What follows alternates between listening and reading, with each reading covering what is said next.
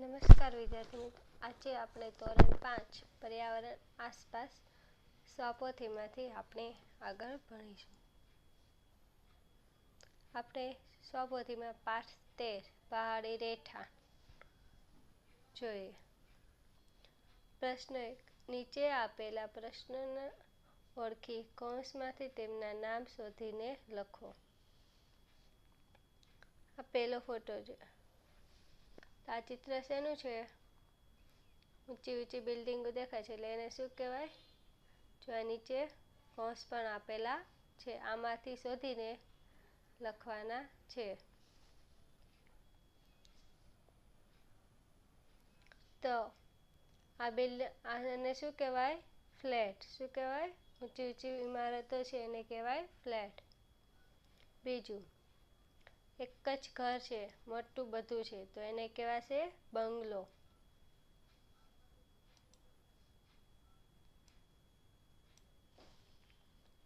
પછી એક સોસાયટી છે, ત્યાં એક જ ત્રીજો ફોટો, એક સોસાયટી જેવું દેખાય, બધા જ મકાનો એક સરખા છે, તેને ટેનામેન્ટ.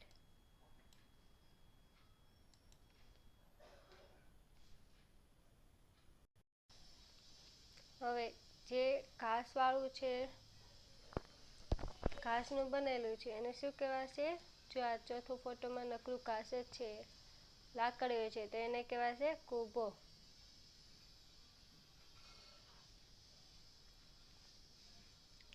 પાંચમું, હોળીમાં જે ઘર છે આવી રીતના, એને કહેવાશે શિકારા. આ છે હોળીમાં આખું ઘર ઓલું છે, તો એને કહેવાશે હાઉસ બોટ. સાતમો ફોટો, હોડી છે, પાણીમાં છે અને ઉપર આવી રીતે છે, તો આને કહેવાશે ડોંગા. જે બરફના વિસ્તારો છે ત્યાં આવી રીતે આવા ઘર બનાવવામાં આવે છે, જે બરફના ચોસલાથી બનાવેલું હોય છે તેને કહેવાય ઈગ્લુ. તો આ ઘરને શું કહેવાશે? ઈગ્લુ.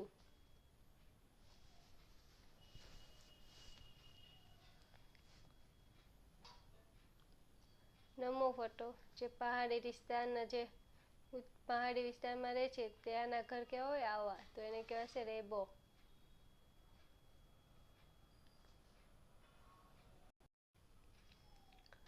જે આપણે આવા મકાન જોઈએ, જે નળિયાવાળા છે, આવા કાચું મકાન છે, તો એને કહેવાશે છાપરાવાળું મકાન. આ તો તમે ઓળખતા જશો, જે બાંધવામાં આવે છે આને કહેવાશે તંબુ.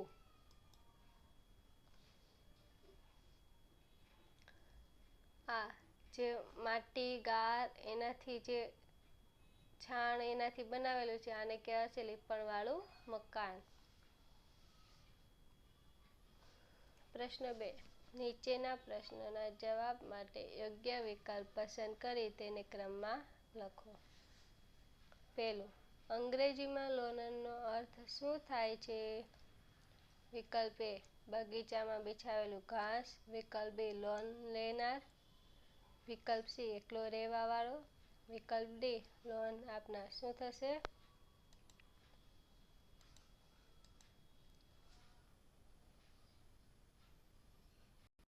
વિકલ્પ C, એકલો રહેવાવાળો.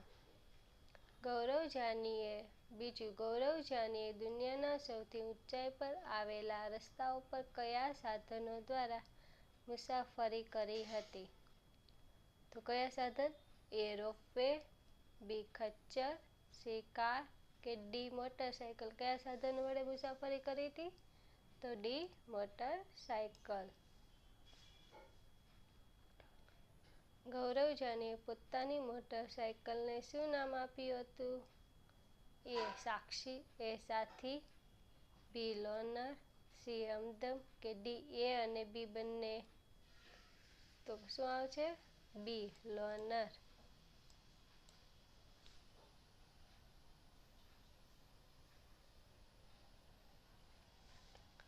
ચોથું, વર્ષ 2019માં જમ્મુ કાશ્મીરમાંથી કઈ કલમ હટાવવામાં આવી? વર્ષ 2019માં જમ્મુ કાશ્મીરમાં કઈ કલમ હટાવવામાં? A, 370. B, કલમ 350, સી કલમ 324, ડી કલમ 330 કઈ કલમ? એ કલમ 370. પાંચમું, રેબો નજીક ઘેટાં અને બકરાને રાખવાની જગ્યા હોય છે તેને ચાકપા લોકો શું કહે છે? જે રેબો, જે ચાકપા લોકોનું જે રહેવાનું છે તે રેબો, તો તેની નજીક ઘેટાં બકરા રાખવાની જગ્યા શું કહે છે? એ મેઘમા, બી રેખા, સી લેખા કે ડી શ્રીલેખા? શું આવશે? સી લેખા. છઠ્ઠું, શ્રીનગરમાં જૂના ઘરમાં દિવાલની બહાર નીકળતી ખાસ પ્રકારની બારીને શું કહે છે? એ ઝરૂખો, બી મહેરાબ, સી મહેતા, ડી ડબ. શું કહેવાય? ડી ડબ. સાતમું, પર્યટકો શિકારાનો આનંદ ક્યાં માણે છે? એ દાલ સરોવર, બી નળ સરોવર, સી ઝેલમ નદી, ડી હુલા સરોવર. ક્યાં માણે છે? એ દાલ સરોવર.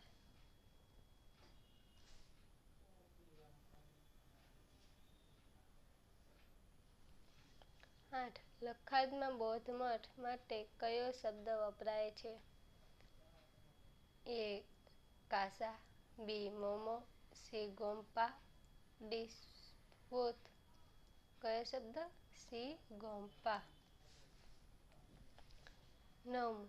શ્રીનગર લેહ મનાલી હાઈવેનો પહાડી રસ્તો કેવો છે?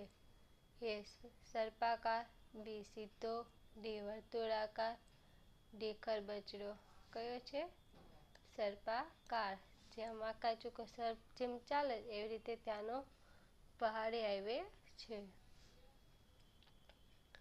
એ શ્રીનગર લેહ મનાલીના પ્રાકૃતિક સૌંદર્યને માણવા માટે કયું વાહન ઉત્તમ છે?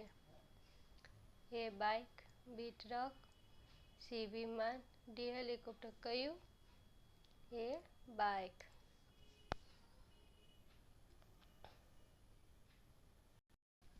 પ્રશ્ન 3.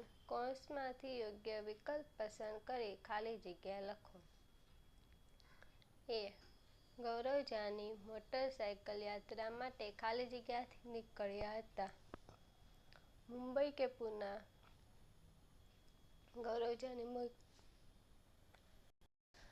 જાની મોટરસાયકલ યાત્રા માટે ક્યાંથી નીકળ્યા હતા? તો મુંબઈ. બે ગૌરવ જાની પાસે ખાલી જગ્યાના તંબુની વ્યવસ્થા હતી. કૌંસમાં પ્લાસ્ટિકના કે નાયલોનના? કયા તંબુની વ્યવસ્થા હતી? તો નાયલોનના. ત્રીજું, લેહનો સૂકો અને સપાટ વિસ્તાર ખાલી જગ્યા રણ કહેવાય છે. લેહનો સૂકો અને સપાટ વિસ્તાર કયો રણ કહેવાય છે? ઠંડુ કે ગરમ? કયો રણ કહેવાય? ઠંડુ. ચોથું, ઝૂલે ઝૂલેનો મતલબ ખાલી જગ્યા થાય છે. ઝૂલે ઝૂલેનો મતલબ શું થાય? નમસ્તે કે સુસ્વાગતમ? શું થાય? સુસ્વાગતમ. પાંચમું, તાશીનું ઘર ખાલી જગ્યા માળનું હતું. તાશીનું ઘર કેટલા માળનું હતું? 2 માળનું કે 3 માળનું? કયા? 2 માળનું.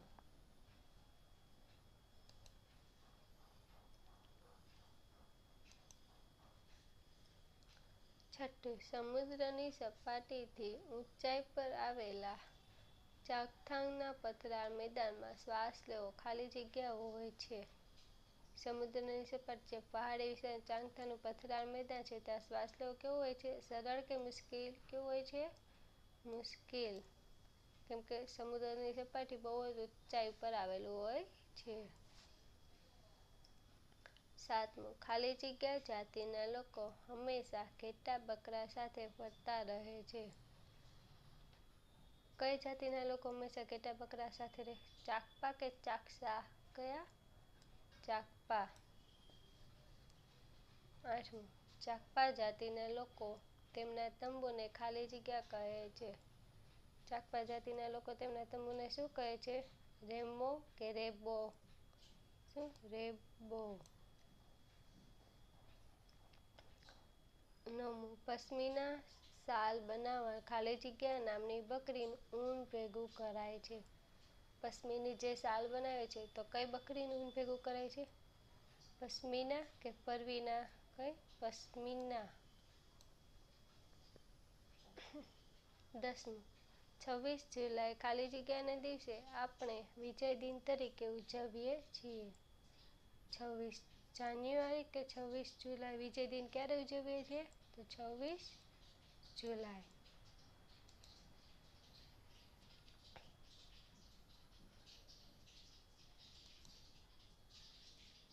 11. લેહ લદ્દાખમાં ખાલી જગ્યા મ્યુઝિયમ આવેલું છે.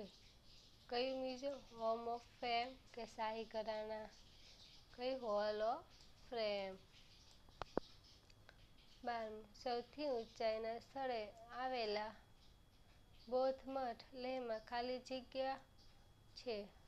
સૌથી ઊંચાઈ પર આવેલો બૌદ્ધ મઠ લેહમાં કયા નામે ઓળખાય? કૌંસમાં નામગ્યાલ રેમોગોન્પા કે નામગ્યાલ સેમોગોન્પા? શું આવે છે? નામગ્યાલ સેમોગોન્પા. જે લેહમાં આ બૌદ્ધ મઠ સૌથી ઊંચાઈ પર આવેલો છે કે નામગ્યાલ સેમોગોન્પા. 13. લેહમાં ખાલી જગ્યા અને ખાલી જગ્યા સ્થાપત્ય ઐતિહાસિક છે. લેહમાં કયું સ્થાપત્ય ઐતિહાસિક? લેહ પેલેસ, જોરાવરસી કિલ્લો કે ડોંગરા કિલ્લો કે લેહ પેલેસ? કયું? લેહ પેલેસ, જોરાવરસી કિલ્લો. 14. ભારતીય લશ્કરનું વોર મેમોરિયલ ખાલી જગ્યા ખાતે આવેલું છે. ભારતનું લશ્કર વોર મેમોરિયલ ક્યાં ખાતે આવેલું છે? દ્રાસ કે મનાલી? દ્રાસ.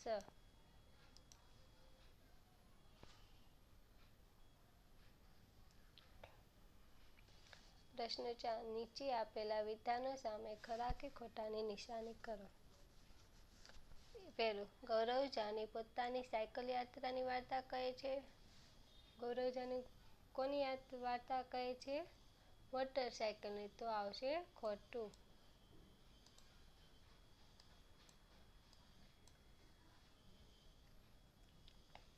બીજું, મનાલીના પહાડી વિસ્તારમાં શુદ્ધ હવા હોય છે. તો આ સાચું.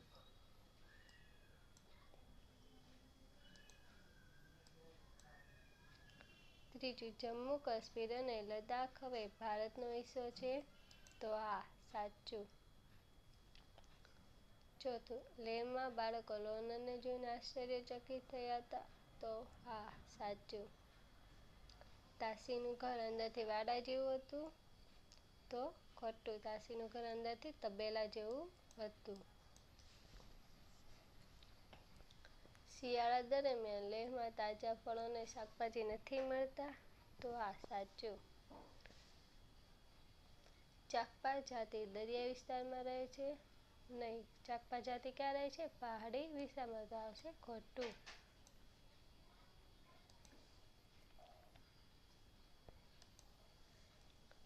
ચાંગથાંગના તાપમાન 0 સેલ્સિયસ કરતાં પણ નીચું રહે છે. તો સાચું. લદ્દાખમાં મેજિકલ મેગ્નેટિક હિલ પર ગુરુત્વાકર્ષણની અસર થતી નથી. તો સાચું. કલમ 370 દૂર થતાં જમ્મુ કાશ્મીર આતંકવાદથી રાહત મેળવશે. તો સાચું. પ્રશ્ન 5. ખોટા શબ્દ પર છેક્કો મારો. 1. ગૌરવ જાનીની યાત્રા 2-3 મહિનાની હતી. ગૌરવ જાનીની યાત્રા કેટલા મહિનાની હતી? તો 2. તો શેના ઉપર છેક્કો મારવો પડશે? આપણે 3 પર. ગૌરવ જાનીની યાત્રા 2 મહિનાની હતી. બીજું, લદ્દાખમાં વરસાદ ખાલી જગ્યા વધારે ઓછો પડે છે. લદ્દાખમાં વરસાદ કેવો પડે છે? ઓછો પડે છે. તો શેના ઉપર છેક્કો મારો? વધારે પર. લદ્દાખમાં વરસાદ ઓછો પડે છે. ત્રીજું, લેમાં લોકો ફળો અને શાકભાજી સૂકવીને શિયાળા કે ઉનાળા માટે સંગ્રહ કરે છે. લેના લોકો શાકભાજી અને ફળો શું કામ સૂકવે છે? શિયાળામાં મળતા હોતા નથી એટલે શેના માટે સંગ્રહ કરે છે? શિયાળા માટે. તો શું આવશે? ઉનાળા પર છેકો. લેમાં લોકો ફળો અને શાકભાજી સૂકવીને શિયાળા માટે સંગ્રહ કરે છે. તાસી એક છોકરીનું કે છોકરાનું નામ છે? તાસી કોનું નામ છે? છોકરાનું. તો શેના ઉપર? છોકરીના નામ પર ચેકો મારો કે તાસી એક છોકરાનું નામ છે. 5. પશ્મિના શાલ 6 કે 8 સ્વેટર જેટલી ગરમી પૂરી પાડે છે. પશ્મિનું શાલ કેટલા સ્વેટર જેટલી ગરમી પૂરી પાડે છે? તો 8. તો શેના ઉપર? 6 ઉપર ચેકો મારો. પશ્મિનું શાલ 8 સ્વેટર જેટલી ગરમી પૂરી પાડે છે. 6. ગૌરવ જાનીના મુંબઈના ફ્લેટના રૂમ જેટલો રેબો ખાલી જગ્યા મોટો કે નાનો હતો? રેબો કેવડો હતો મુંબઈના રૂમ જેટલો? નાનો હતો. તો શું આવશે? કે મોટા ઉપર ચેકો મારો.